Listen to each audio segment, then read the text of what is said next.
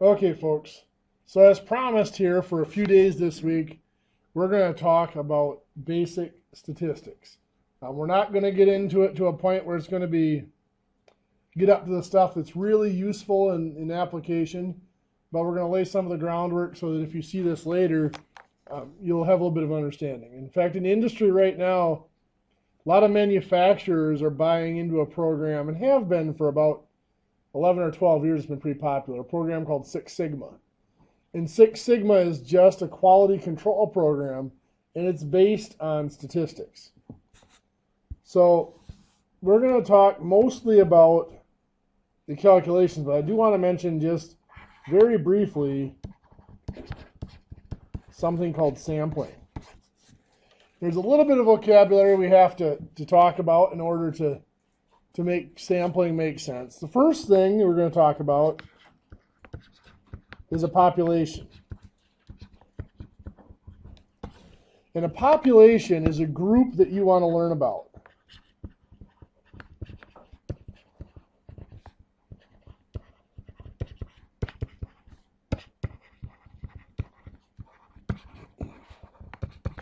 Now, by group, it implies people, but it does not have to be people. It can be objects or whatever. For most of you guys, the group that you're going to want to learn about is going to be some characteristic of the parts you're producing. So you're going to want to learn about the parts you're producing. So your population would be all the parts of that particular type that are produced in your facility. Smaller than a population, we have a sample. And a sample is a smaller group, sometimes called a subgroup. And the key term here is chosen from the population.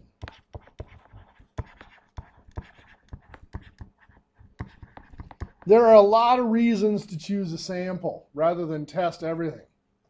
The obvious ones, of course, are time and money. Most everything comes down to time and money. If you tested every part, measured every part to make sure it was perfect, it would take a lot of time and it'd be very expensive because you got to pay somebody to do it. Now, in manufacturing, you run into another factor called destructive testing.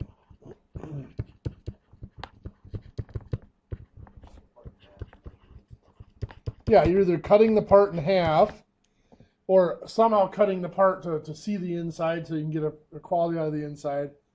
Or like strength testing.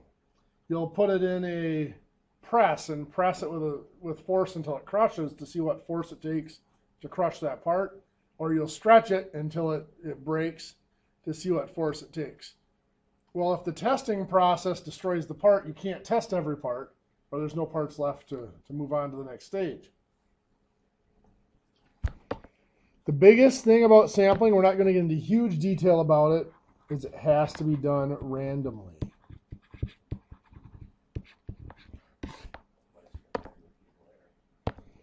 Exactly. A lot of companies, this is one thing that a lot of companies screw up. They just say, we're going to take the first part to come off the line every hour. And you know what? 99.9% of the time, that's probably okay. But what if you have a problem that only occurs when the machine warms up and maybe your break or something with your employee is at the end of every hour or whatever, so that, something that's happening on a cyclical basis that causes the machine to have more errors or more issues, and it's only happening at a certain time, which you're not catching with that process. The best way to do it is something called simple random. What that would be is to be like, if I wanted to do a simple random sample of WITC students, I'd put every student's name on a piece of paper, throw them in a hat, and draw out pieces of paper, draw out names. That's simple random. So in manufacturing, that would be the way you would do it, is just throw all the parts in a bin, mix them up, and draw one out. Draw out however many you're going to test. Not real practical in manufacturing. So in manufacturing, they use a bit of they call it tests of convenience or samples of convenience. And you have to be careful. There's a difference between that and a convenient sample. A convenient sample is just taking what's easy. Literally every time you walk past the line, just grab a part and go test it. But that's not necessarily valid. But a sample of convenience is random, but it's not simple random. And what it is you select the most common one in manufacturing is each day you select a random start point.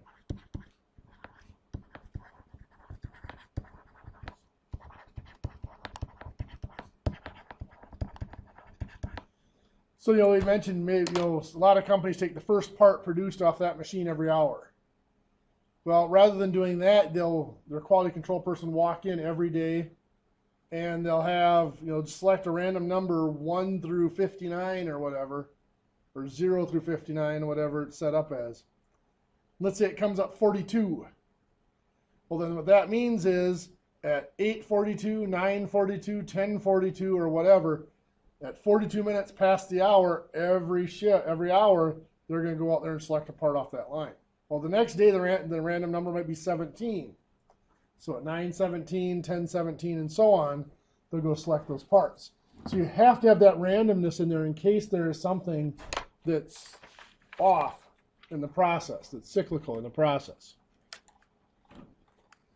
So once we select those pieces, we have to take some measurements. And the measurements are based on a distribution.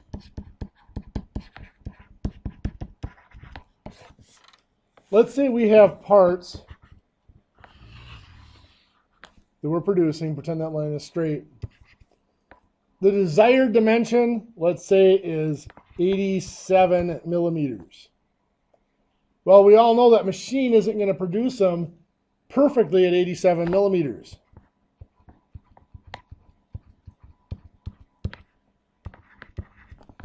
So let's say it's measured down to the 10th of a millimeter.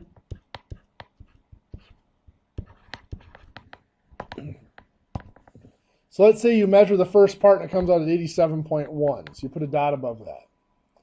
Second part you measure comes out at 86.8.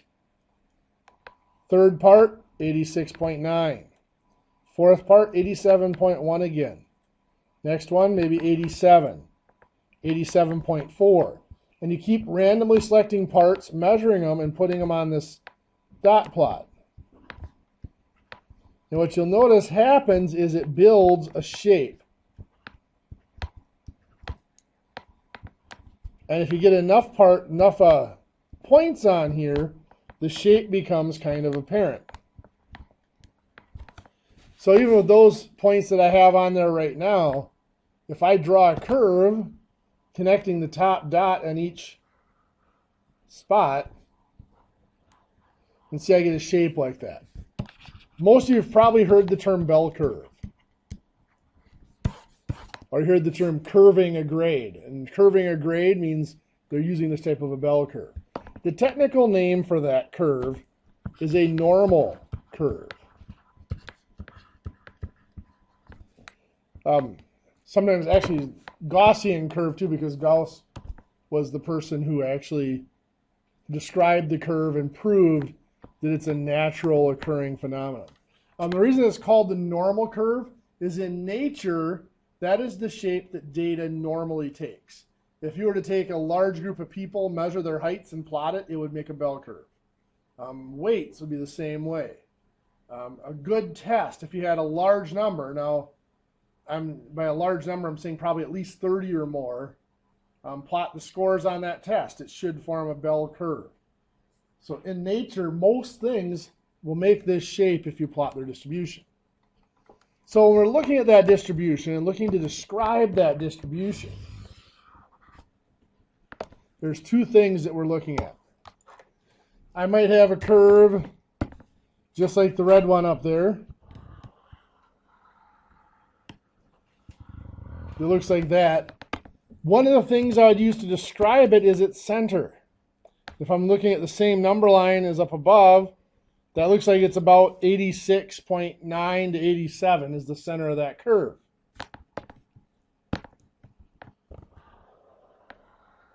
I'm going to make an identical curve by tracing this one.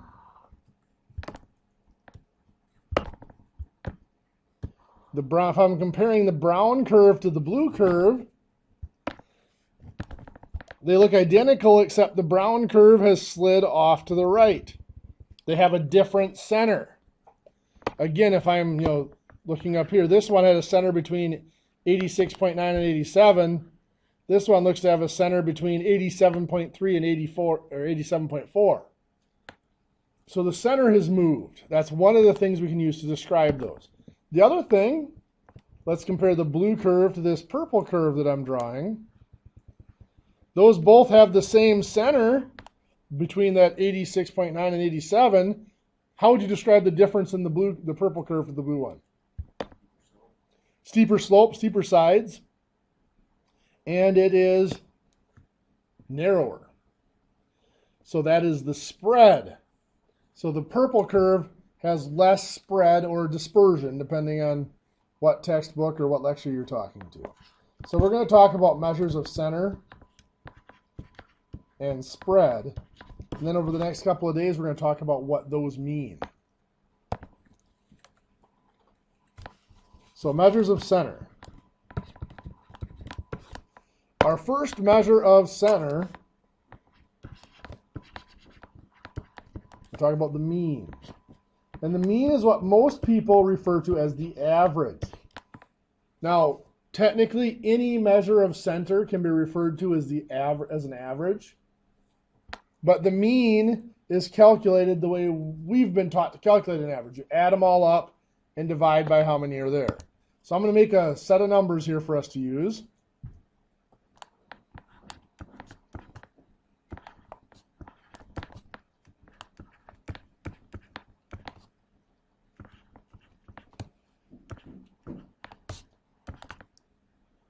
By 6, I'll put one more in there.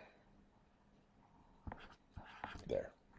So there's a set of 7 numbers. Now something I should define there. N is the number of items in a list or in a set.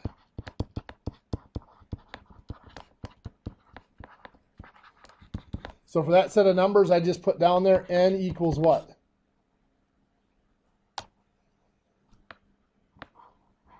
There's 7 numbers there, right? So N equals 7. So the mean, define another symbol. That symbol there means sum. It means you add up all the numbers. So sum of the x's mean you add up all the numbers and you divide by n. You divide by how many are there. So for this set of numbers, we would do 16 plus 7 is 23, plus 28 is 51, plus 13 is 64, plus 16 is 80, plus 21 is 101, plus 15 is 116, all divided by 7. So 116 divided by 7 is, what do we get there? 16.571429 approximately. Probably round it to 16.6.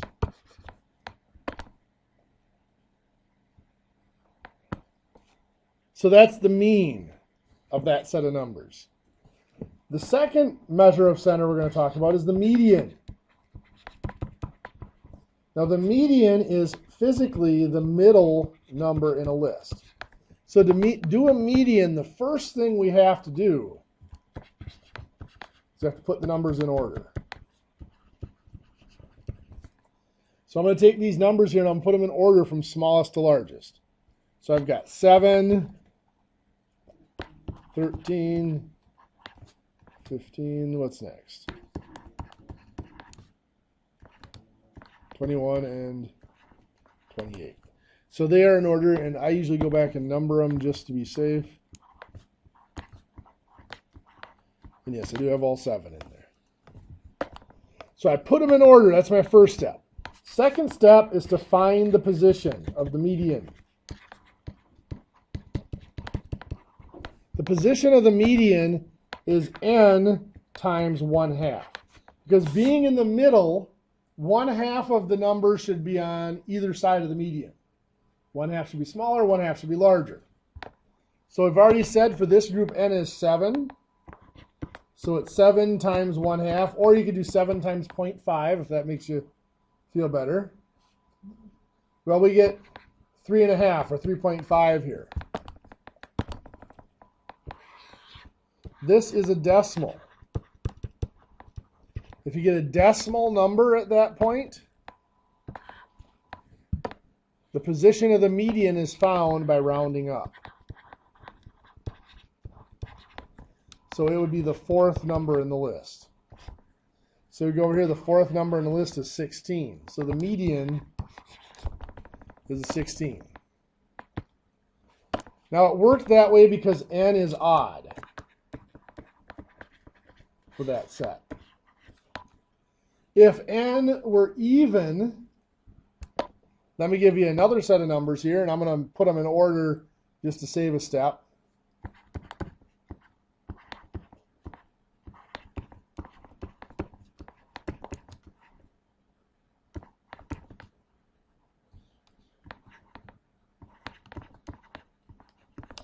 So there, n is 8.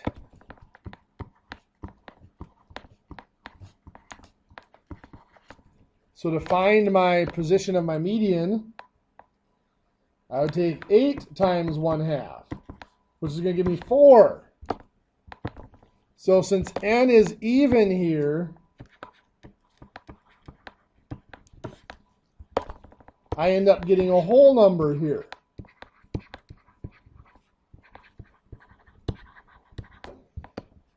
If I get a whole number there, it is between that position and the next position.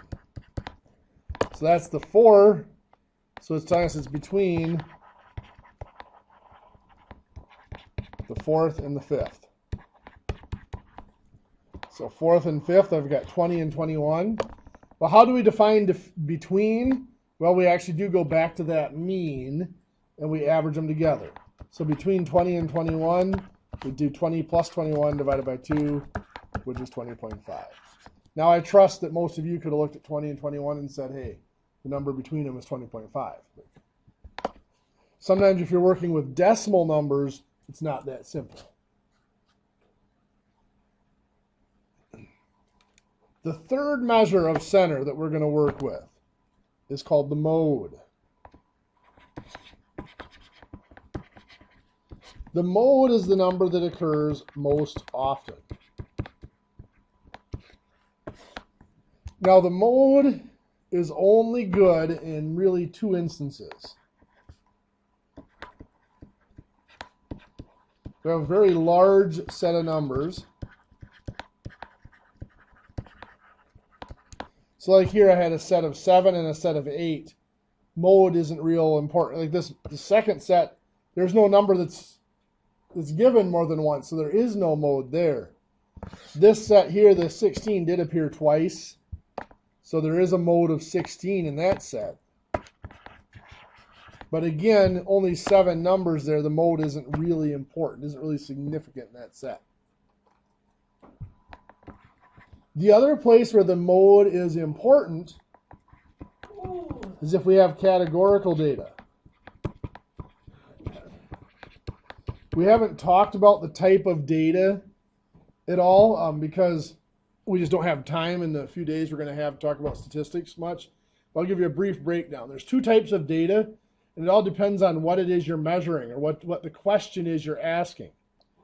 If the answer to that question is a number, like how big is this part, or how heavy is this part, how much force can this part withstand, your answer is going to be a number.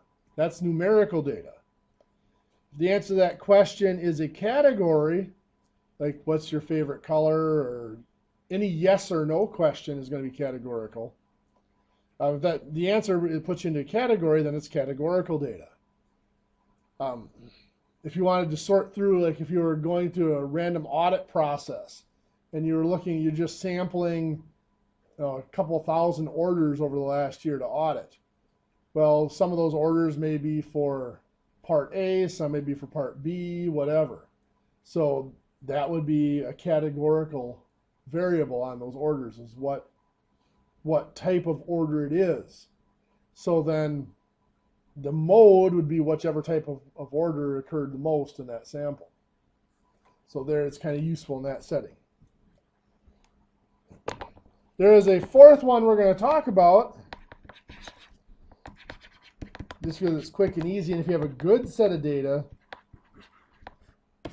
it works out. That's called the mid-range. The mid-range, we take the smallest number, which is called the minimum, we add it to the largest number, which is called the maximum, and you divide by 2. Basically, you're averaging together the largest and smallest numbers. So for our first setup here, we had a 7 and a 28. So 7 plus 28 is 35. When you do this, by the way, make sure you hit equals after you add before you hit divided by 2, or it will mess you up. 35 divided by 2 is 17.5. So that gives us a mid-range of 17.5, which is different from our other 3 numbers. We had 16.6 for the mean, the 16 for the median, 16 for the mode. 17.5 is a little bit ways away from all those other ones. So let's go back looking at this distribution and these measures of center. In my normal curve, my bell curve, if I have a good set of data, in other words, normally distributed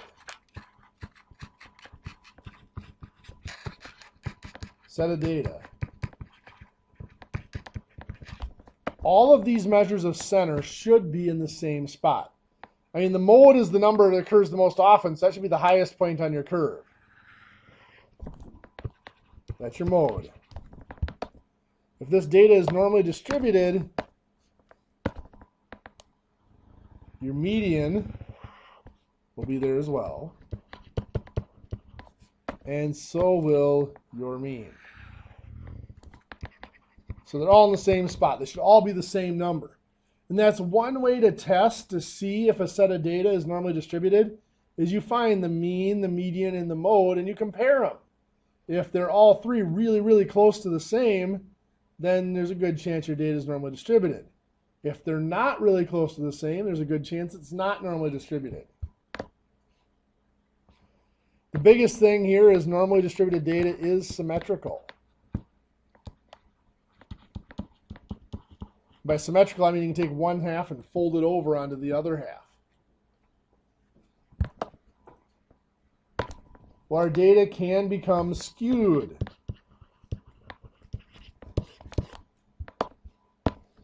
Skewed means it is uneven or unsymmetrical in one direction or another. Like that, or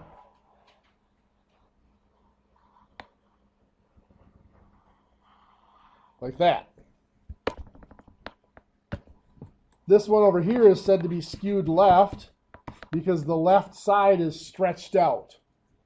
This one is said to be skewed right because it's the right end. It's called the right tail of the curve is stretched out. So if I looked at my measures of center here, the mode is in blue, still the highest point on the curve for either one of them. So there's the mode. Median is green. The median will have moved away from that highest point slightly in the direction of the tail. So the median will be moved over a little bit like that. And the mean, depending on how extreme it is, will be the one that's furthest away from the high point, furthest out onto that skewed tail, that stretched out tail. We talk about sensitivity.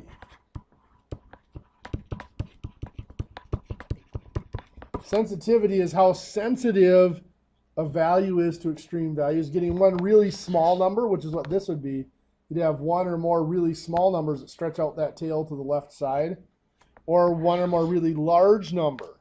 They're called extremes, or extreme values. And there's a borderline between extreme values and something called outliers.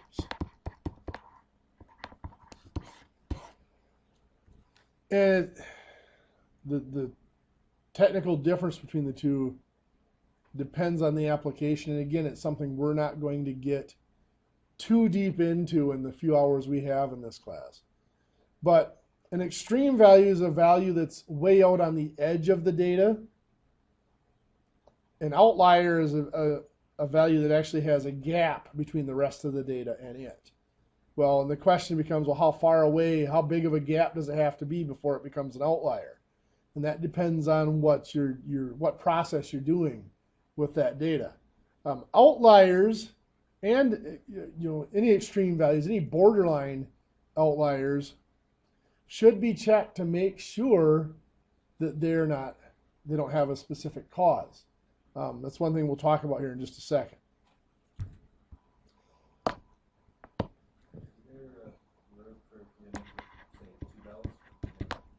A bimodal curve. If we were getting into a more advanced thing, yes. Bring that question up again in about 15 minutes.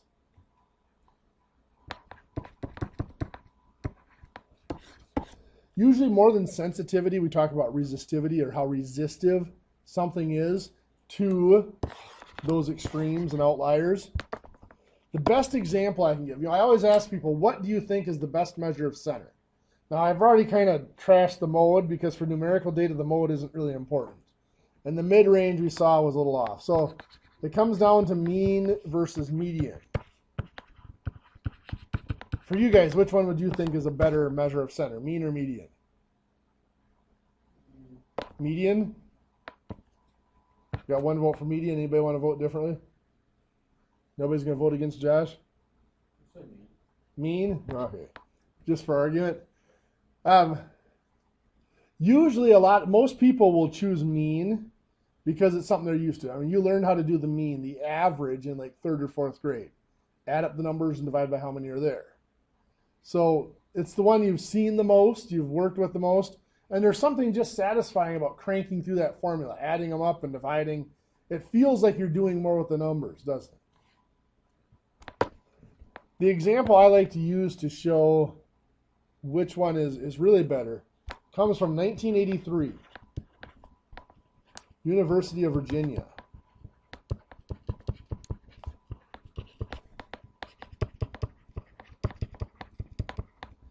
In 1983, University of Virginia advertised that the average starting salary for a graduate in their bachelor's degree of marketing was right around $78,000 a year. Now, I'll be honest with you, if somebody offered me $78,000 a year, I'd probably not be here next year. Go back to 1983. That was just a phenomenal starting salary.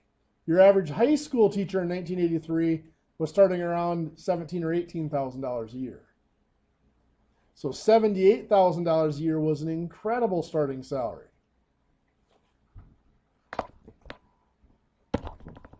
What they neglected to disclose in that was that one of the graduates, and did graduate with a degree in marketing, was a man by the name of Ralph Sampson. Mr. Sampson was 7 feet 4 inches tall, had been a 2-time NCAA basketball player of the year, was #1 draft choice of the Houston Rockets. Several $1 million, yes. It takes a lot of $20,000 a year marketing graduates to average out a multi-million-dollar contract to $78,000 a year. Mr. Sampson was the only one in that group to make more than $33,000 that year. In fact, the median of that group was between $23,000 and $24,000. But because his contract was so large, if he did a mean, it averaged everybody up to that 78,000. So that's sort of that, talked about that resistivity or that sensitivity. One really extreme value like that can throw the mean way off. The median is only going to move up or down 1 or 2 notches. So in statistics, the median is generally accepted to be the more stable measure of center. So it's the one we use. Now, with that just said, we had said earlier that if we assume it's normally distributed, the mean and the median should be the same number. So in practice, we end up using the mean just because it's often easier to acquire. Partly because a lot of the quality control practices we use date back before computers. So rather before they had electronic means of calculating the median or whatever, it was easier for them just to add up a bunch of numbers, keep a running total of numbers and divide it out than it was to get all the numbers put in order and find the center one. Now back to your question on bimodal.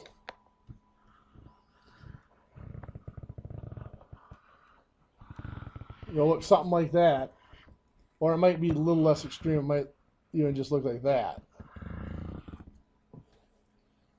That does occur in manufacturing. In fact, there are several different shapes of the curve variations off the bell curve that can occur in manufacturing. And all of them have different meanings. And most of them have to do with the structure of your jig that you're using for your fixture that you're using for your setup. Generally, if there's something like this and it's consistently occurring, that means there's something in that jig that might be able to rock back and forth. And so sometimes when you put the stock in there, that fixture is tilting one way, and sometimes you put the stock in there, it's tilting the other way, so it's throwing it slightly off. So depending on the way it's tilt, there's a definite dimension. It's got a definite size it's coming out to be. So what you have is what's going on is this hump on the curve is coming from it being tilted one way, and this hump on the curve is coming from when it's tilted the other way, and it seems to be going back and forth. And the two humps don't necessarily have to be the same size. It could be something like this, which is saying it's most often tilted this direction, but sometimes it tilts this direction enough to make a regular anomaly on that curve. You know, the skews and stuff. So we talked about these skews up here. A lot of time those skews come from the fixture as well. Like you have a fixture where you have to slide the part in there tightly. Well, if you're not sliding it in there all the way tight, or you get a shaving or whatever in there so it doesn't get in there tight for a while, you might have a few parts that are way short because there was something interfering with the fixture, or something in the fixture makes it so it's easy once you slide it in, it might bounce back out a little bit or whatever. That's where you get a lot of those skews like that are built into the fixture. So if our fixtures are built right, we will have that single hump bell curve. And any variation of that, like I said, has definite things for us. We don't have a lot of time to talk about those different variations of the bell curve, but yeah, they do definitely, each variation, tell us something about what's going on with our fixture. And a good fixture should produce that symmetrical bell curve. And in fact, in order to institute a quality control system, we have to get our fixtures so that they're producing that bell curve. Because what our quality control system does, it doesn't measure what we want the parts to be. The quality control system measures what the manufacturing process is capable of producing. And then we compare the two of them to make sure that, okay, we were able to produce parts that fit what we want. But our first concern is to describe the manufacturing process. Once we've described the manufacturing process, we can determine if it works. We'll talk about that over the next few days. So now let's talk about measures of spread. The other term you might hear is dispersion. How spread out are these data points, or how wide is the curve? Well, our first measure of spread we're going to talk about is related to the mid-range, and that's just the range. The range is just the largest number, the maximum, minus the smallest number, the minimum. So again, I'm going to create a set of numbers down here. I'm going to put them in order just to make it easier on me. Let's do 10, 19, 20, 21, and 30. So I have a set of 5 numbers there. The range for those 5 numbers, what's the maximum? 30. What's the minimum? 10. So that range is going to be 20. But what if I create a second set of numbers? I'll put this set in brown.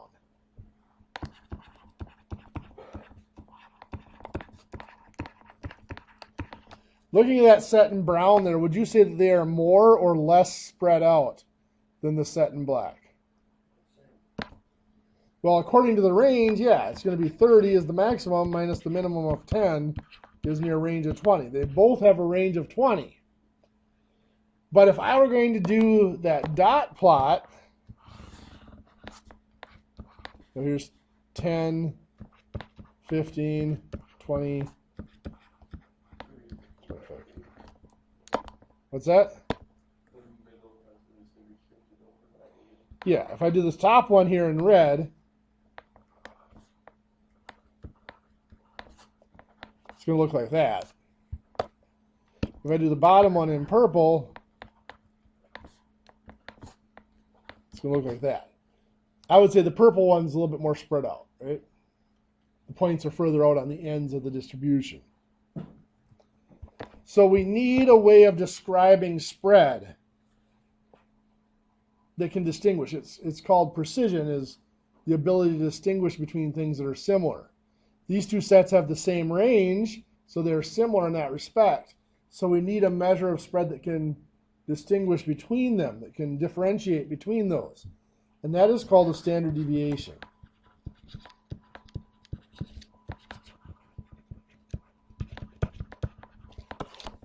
The standard deviation is a 6-step process, and each step has a name.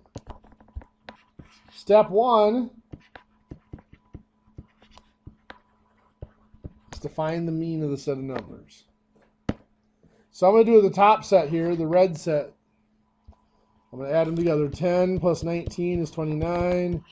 20 is 49. Plus 21 is 70. Plus 30 is 100. N equals 5, so I'm going to divide by 5, gives me 20. So I've got a mean of 20. Step 2 is to subtract the mean from each number.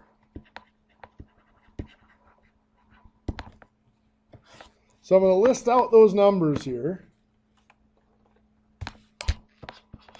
10, 19, 20, 21, and 30. And I'm going to subtract my mean of 20 from each of them. So 10 minus 20 is negative 10. 19 minus 20 is negative 1.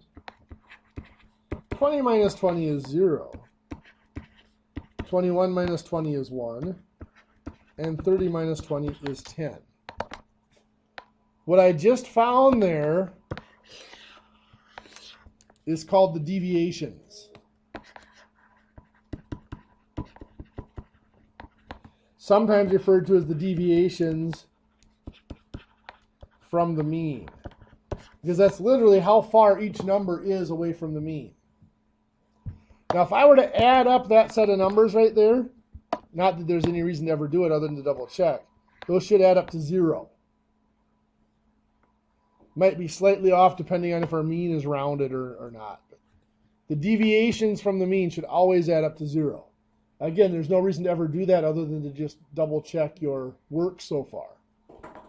Step 3 is to square the deviations.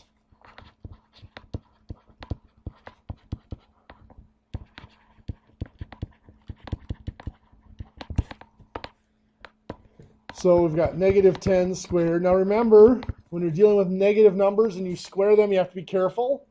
On your calculator, you have to put parentheses around a negative number to square it. Any number squared should be positive. Negative 10 squared is positive 100. Negative 1 squared is positive 1. 0 squared is 0. 1 squared is 1. n10 squared is 100. Those are referred to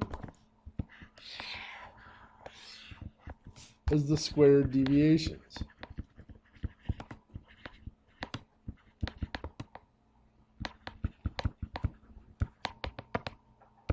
Step 4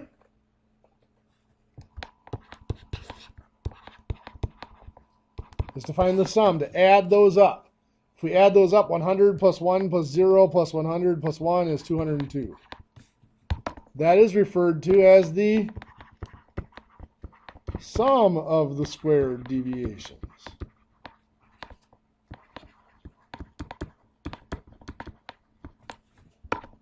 Step 5 is a little tricky. Step 5 is divide by n minus 1. For this data set, what does n equal? How many numbers were there in this set? 5. So n equals 5. So n minus 1 equals 4. So we're going to divide by 4, which is going to give us 50.5. That is called the variance. There are a lot of processes in quality control that ask us to use the variance rather than the standard deviation. Now, I said it was a 6-step process, so being step 6 means we must be close. You're going to take the square root. So the square root of that previous number, the square root of 50.5 is, what, 7.1?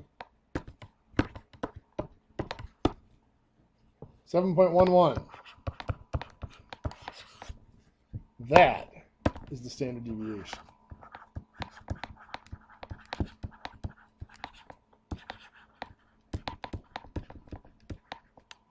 So what that is telling us is, on average, the numbers in that list are 7.11 units away from the mean. That's what the standard deviation is saying. Well, let's look at the other set of numbers and see what its standard deviation is and compare it. See if it is able to distinguish.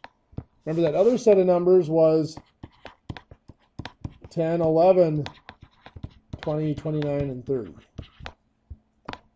So step 1, of course, is to find the mean. If I add those all up, I get 100. So I divide by 5, I get a mean of 20. Step 2,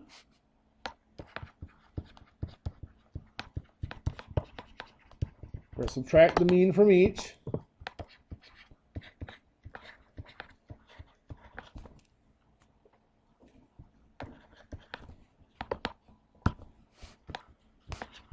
So 10 minus 20 is negative 10. 11 minus 20 is a negative 9. 20 minus 20 is 0. 29 minus 20 is 9. And 30 minus 20 is 10. Step 3 is to square them. Negative 10 squared is 100. Negative 9 squared, 81. 0 squared is 0. 9 squared is 81. And 10 squared is 100 again. Step 4, find the sum. We add those all up. It should come out to, what, 362? Does that look right? Yep, looks right to me. Step 5 is to divide by n minus 1. Well, n here is still 5, so n minus 1 is still 4. So we're going to divide by 4, which gives me 90.5. Remember, 90.5 would be what we call the variance.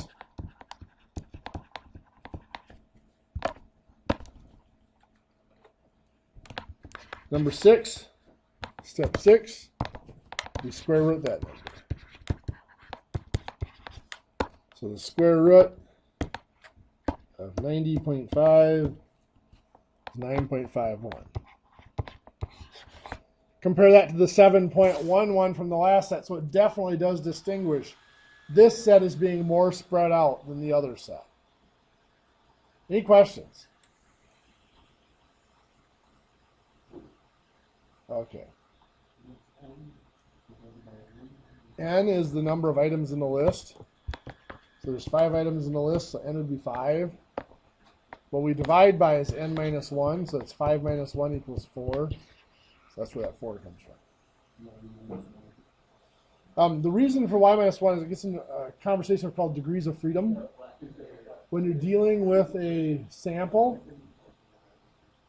if you know all the numbers but one, if you know the mean, the last number is already predetermined. So all of them except for one are free to be whatever they want to. So that's why it's N minus 1. And that's kind of a very basic, simplistic answer. It's a much more complicated answer than that. But yeah. Okay, for today, I'm not going to give you homework. Tomorrow I'll have a homework worksheet for you. For today, we're not. What's that? We're not here tomorrow, right? Actually, we are here tomorrow.